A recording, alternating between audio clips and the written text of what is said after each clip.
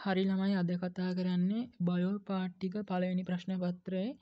ඉතින් මේකේ මම මෙහෙම PDF එක දාලා කතා කරන්නේ. ඒකේ වැඩිපුරම ලියන්න නැත්නම් කටපාඩම් කරගන්න තමයි මේ බයෝ පාර්ට් ටිකේ තියෙන. ඉතින් ඒකේ බෝඩ් එකේ ලියන්න දෙයක් නැහැ. භෞතික විද්‍යාව නැත්නම් රසායනික විද්‍යාව මේ දෙක ටික බෝඩ් එකේ කරනවා ගණන් හදන හැටි එහෙම. ඒකේ කරලා පෙන්නනවා. ඉතින් පළවෙනි ප්‍රශ්නේ ඉඳන් බයෝ කොටසට අදාළ ටික කරනවා අද. ඔයාලා අමතක ඒවා තියෙනවා නම් එයා පාඩම් කරගන්න බලන්න නැත්නම් විවරණයක් ලියා ගන්නවා නම් වීඩියෝ එක නවත්තලා ලියා ගන්නත් පුළුවන්. හරි පළවෙනි ප්‍රශ්නේ තියෙන්නේ ඔක්සිජන් සාන්ද්‍රණයේ අධික රුධිරයේ අඩංගු රුධිර වාහිනිය මොකක්ද කියලා අහන්නේ. හරි දකුණු කර්ණිකාවේ දකුණු කෝෂිකාවේ තියෙන්නේ ඔක්සිජන් සාන්ද්‍රණය අඩු රුධිරය. ඒ වගේම වම් කර්ණිකාවේ වම් කෝෂිකාවේ තියෙන්නේ ඔක්සිජන් සාන්ද්‍රණය අධික රුධිරය. ඉතින් මේ දෙක ඔයාලා මතක තියාගන්න ඕන. එතකොට දකුණු පැත්තේ තියෙනවා මොනවද මේකේ වම් පැත්තේ තියෙනවා මොනවද කියලා ඔයා අඳුර ගන්න ඕන. ඉතින් අදර මහශිරාව තියෙන්නේ දකුණු කර්ණිකාවට විවෘත වෙලා. උත්තර මහශිරාවක් තියෙන්නේ දකුණු කර්ණිකාවට විවෘත වෙලා. පුපුෂය ශිරා තියෙන්නේ වම් කර්ණිකාවට විවෘත වෙලා. යාකෘතික ශිරාව ඔයාලට අදාළ නැහැ. ඒක තියෙන්නේ අක්මාවෙන් තමයි රුධිරය ගේන්නේ. අදර මහශිරාවට තමයි යාකෘතික ශිරාව එකතු වෙන්නේ. ඉතින් ඒක ඔයාලා දන්නේ නැති උනත් කමක් නැහැ. උත්තරය ගන්න පුළුවන් වම් පැත්තට තියෙන්නේ මේකේ පුප්පුෂය ශිරා. පෙනහළු වලින් වම් කෝෂිකාවට පුප්පුෂය ශිරා මගින් තමයි රුධිරය අරන් එන්නේ. එතකොට උත්තරේ තමයි පුප්පුෂය ශිරා කියන එක. හරි ඊළඟ ප්‍රශ්නෙට අපි යමු. ඊළඟට තියෙන්නේ පස්වෙනි ප්‍රශ්නේ වැඩිම ප්‍රතිශතයක් අඩංගු සුදු රුධිරාණු වර්ගය. මේවා නම් මතක තියාගන්න ඕන දේවල්. ඉතින් ඔයාලට ඒ ප්‍රතිශත මතක තියාගන්න ඕන නම් මේවා තියෙන පිළිවෙල මතක තියාගත්තා නම් හරි. වැඩිම ගාණක් තියෙන්නේ නියුට්‍රොෆිල. ඉතින් එතකොට උත්තරේ 4. ඒ වගේ මේකේ නෑ බේසොපිල තමයි අඩුම ගාණක් තියෙන්නේ. ඒවනම් කඩපාඩම්ම තියෙන්න ඕන.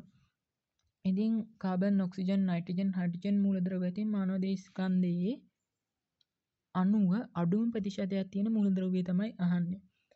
මේකෙදි මතක තියාගන්න ඕනේ පිළිවෙල තමයි වැඩිපුරම තියෙන්නේ ඔක්සිජන්, කාබන්, හයිඩ්‍රජන්, නයිට්‍රජන්. ඊළඟට ඊට පස්සේ වෙනත් ද්‍රව්‍ය තියෙනවා. ඉතින් එතකොට අඩුවෙන්ම තියෙන්නේ නයිට්‍රජන්. මේ වගේ ප්‍රතිශත මතක තියාගන්නවා නම් ගොඩක් හොඳයි. පුළුවන් නම් ඒ ටික මතක තියාගන්න. හරි. ඊළඟට 10 වෙනි ප්‍රශ්නෙට යන්න.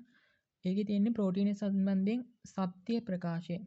ප්‍රෝටීන තුල carbon, hydrogen, oxygen, nitrogen, phosphorus පමණක් අඩංගු වේ.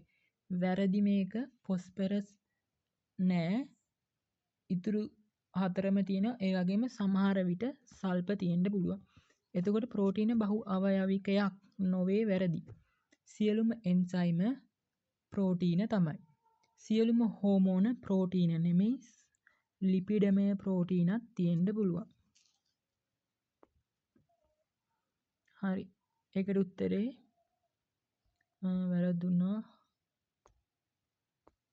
ඒකට උත්තරේ තමයි සියලුම එන්සයිම ප්‍රෝටීන කියන එකනේ 3 වෙනි එක උත්තරේ. හරි. ඊළඟ ප්‍රශ්නෙට යමු. ගුච්චිකාව සම්බන්ධයෙන් වැරදි ප්‍රකාශය 13 වෙනි ප්‍රශ්නේ. හරි. ඒක ධමනි වලින් තමයි හැදිලා තියෙන්නේ. ධමනි කේශනාලිකා ජාලයෙන් තමයි හැදිලා තියෙන්නේ. ඒක අපවාහනි ධමනිකාවෙන් රුධිරයේ සැපේ. වැරදි. ඒකට රුධිරයේ සැප එන්නේ අභිවාහී ධමනිකාවෙන්. ඒකෙන් රුධිරය අරන් යන්නේ අපවාහී ධමනිකාවෙන්. එතකොට දෙවෙනි එක වැරදි. ඒ තුලින් ගමන් කරන රුධිරයේ පීඩනය ඉහළයි. හේතුව තමයි අභිවාහී ධමනිකාවේ විස්කම්භය විශාලයි, අපවාහී ධමනිකාවේ විස්කම්භය කුඩයි. එතකොට රුධිරය ගොඩක් එනවනේ අභිවාහී ධමනේ. එතකොට යන්නේ පොඩි ප්‍රමාණයක්. එතකොට ඒකේ පීඩනය වැඩි වෙනවා. ඔව් ගුජ්ජිකාවේ තමයි අතිපරිශ්‍රාවණය සිදුවෙන්නේ කින්දා 4 වෙනි එකත් හරි. වැරදි උත්තරේ තමයි අපවාහී ධමනිකාවෙන් නෙමෙයි අභිවාහී ධමනිකාවෙන් තමයි ඒකට රුධිරය සැවෙන්නේ. සෑම දර්පණයක් මගින්ම සෑදෙන ප්‍රතිබිම්බවල ලක්ෂණ 15 වෙනි ප්‍රශ්නේ. උඩුකුරු ඔව් උත්තල අවතල තල දර්පණවල උඩුකුරු ප්‍රතිබිම්බයක් ලැබෙනවා. ඒ හැම එකේම උඩුකුරු ප්‍රතිබිම්බයක් තමයි ලැබෙන්නේ. හැබැයි වස්තු සමහර ඒවා වගේ විශාල වෙනවා, සමහර ඒවා කුඩා වෙනවා, සමහර ඒවා සර්ව සම වෙනවා. එතකොට දෙවෙනි එක හැම එකකටම පොදු නෑ. පළවෙනි එක කියන්නේ උඩුකුරු කියන එක සමහර ඒවාට පොදුයි, සමහර ඒවාට පොදු නෑ. 15 වෙනි එකේ 3 වෙනි එක තාත්වික වෙන්නත් බෑ, සමහර ඒවා අතාත්වික වෙන්නත් පුළුවන්. ඔයාලා පරීක්ෂණ කරලා ඇති ඒ වගේ. පාර්ශ්වික අපවර්තනය උඩුකුරු උනත් යටිකුරු උනත් වස්තුවට සමාන උනත් ඒක පාර්ශ්වික අපවර්තනය වෙනවා. ඒක පොයින්ට් එකක් විදියට අනිවාර්යෙන් මතක තියාගන්න. හැම එකකටම ඒක පොදුයි.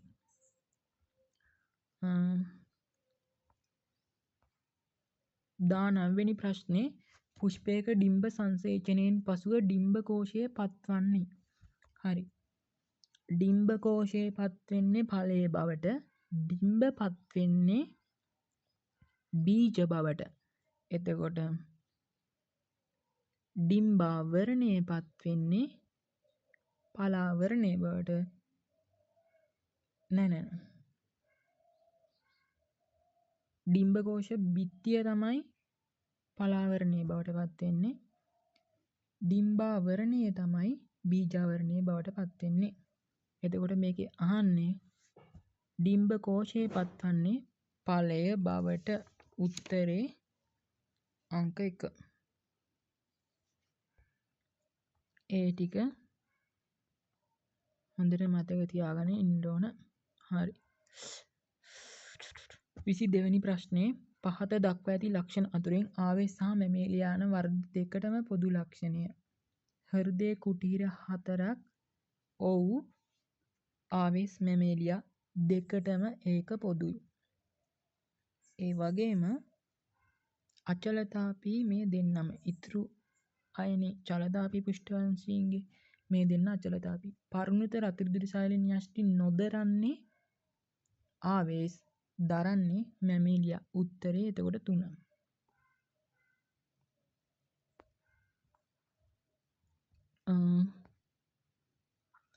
විසි පස්වෙනි ප්‍රශ්නේ ශෛලවාදය ඉදිරිපත් කළ විද්‍යාඥයන්ගේ නම් ටික අහන්නේ. දන්නවා ෂෙලයිඩන්, ෂෙවාන්, රැඩෝල්ෆ් වර්චෝව්. එතකොට උත්තරේ 1. ඒ ටික නම් හැමෝටම මතක ඇති ඒ නම් 3. හරි. 28 වෙනි ප්‍රශ්නේ දීපද නාමකරණයේ සම්මතයක් නොවන්නේ මොකක්ද කියලා අහනවා. සම්මත ටික තමයි ගණනාමය, සුළු නාමය වශයෙන් දෙකට බෙදලා ලියන්නේ. ගණනාමයේ පළමු අකුර කැපිටල්, ඉතුරු සියලු අකුරු සිම්පල්. අපි අතින් ලියනකොට ඉරක් ගහන්න ඕන යටින්. එතකොට මුද්‍රණය කරන විට ඇල අකුරෙන් අඳින්න ඕන. ඒ ටික තමයි ප්‍රධාන ටික. අපි බලමු උත්තර. ජී විශේෂයක ජී විද්‍යාත්මක නාමය ලිවීමේදී ගණනාමයේ මුලටත් සුළු නාමයේ අගටත් යොදනවා. ඒක හරි. මුද්‍රණය කරන විටදී යටින් ඉරක් ඇඳිය යුතුයි. ඒක වැරදි. අපි ලියනකොට තමයි අතින් ඉරක් අඳින්න ඕන. ගණනාමයේ මුල අකුර පමණක් කැපිටල් විය යුතුයි. ඒක හරි. ඉංග්‍රීසි අක්ෂර භාවිතයෙන් ලියවිය යුතුයි. ඒක හරි. එතකොට වැරදි උත්තරේ තමයි මුද්‍රණය කරන විටදී යටින් ඉරක් ඇඳිය යුතුයි කියන එක. හොඳට මතක තියාගන්න. යටින් ඉරක් අඳින්නේ අපි අතින් ලියනකොට විතරයි. 31 වෙනි ප්‍රශ්නේ මේ පටකය මොකක්ද කියලා තියෙන්නේ. මේක විලිඛිත පටකයක් ඒ වගේම ශාකනය වෙලා තියෙන්නේ. මේකයි කංකාල පේශී හෘත්පේදී පටකයයි පැටලෙනවනේ ඔයාලට. එතකොට මේ දෙකේ තියෙන වෙනස තමයි කංකාල පේශී වල මෙහෙම ශාකනය වෙලා නැහැ. මෙන්න මේ විදිහට ශාකනය වෙලා නැහැ. එතකොට මේක හෘත් පේශී පටකයක්. ශාකනය වෙලා විලිඛිත වෙලා තියෙන හෘත් පේශී පටකයක්. සිනිඳු පේශී පටකය වෙන්නේ තර්ක රූපී හැඩයක් තියෙන ඔයාලට මතක ඇති එක.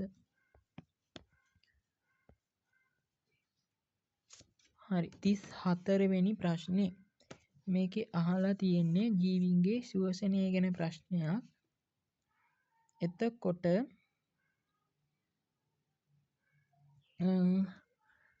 ඒ දීලා තියෙනවා ස්වායු ශ්වසනයේදී වැඩි ATP ශක්ති ප්‍රමාණයක් නිපදවනවා. ඒක හරි. නිර්වායු ශ්වසනයට වඩා ස්වායු ශ්වසනයේදී තමයි ATP වැඩි ශක්ති ප්‍රමාණයක් නිපදවන්නේ. නිර්වායු ශ්වසනය නිසා ශාක සෛලය තුළ ලැක්ටික් අම්ලය නිපද වෙනවා. වැරදි. සමහර ශුද්‍ර ජීවීන්ගේ තමයි ඒක වෙන්නේ. ඔයාලට ඒක නැතු ඇති.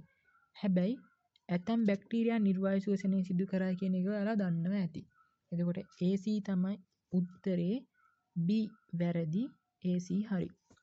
මේක සමහර විට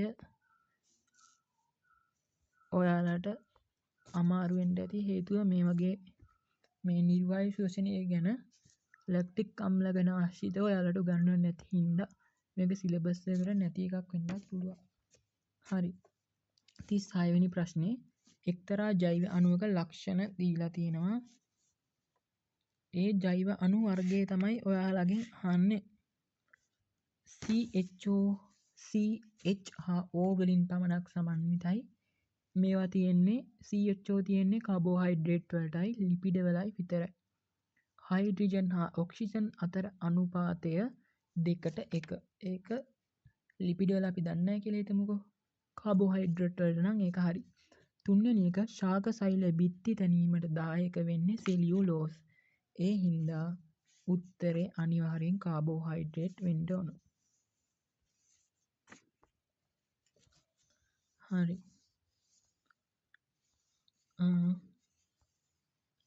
40 වෙනි ප්‍රශ්නේ කාර්මිකකරණයේ වඩාත්ම අයහපත් ප්‍රතිඵලයක් ලෙස දැක්විය හැක්කේ මොකක්ද කියලා අහනවා.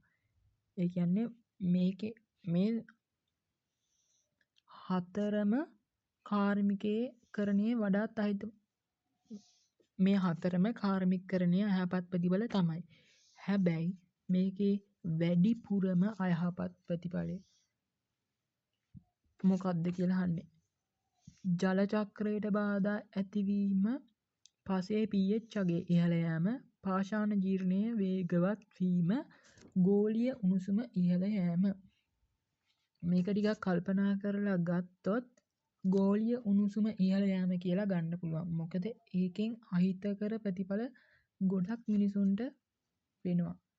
මිනිස්සුන්ගේ සමට ඒ වගේම ශාකවලට කාන්තාරකරණය වෙන්න, ග්ලැසියර් දිය වෙලා දූපත් යට වෙන්න, මේ වගේ ගොඩක් දේවල් මේ ගෝලීය උණුසුම ඉහළ යාම හින්දා වෙනවා. ඒ හින්දා අපිට උත්තරයක් විදියට ගන්න වෙන්නේ 4 වෙනි ප්‍රශ්නේ. මේ 40 වෙනි ප්‍රශ්නෙට ගොඩක් එන්නේ මේ වගේ ප්‍රශ්න අපිට කල්පනා කරලා වඩාත්ම කියන ටයිප් එකේ ඒවා තමයි එන්නේ.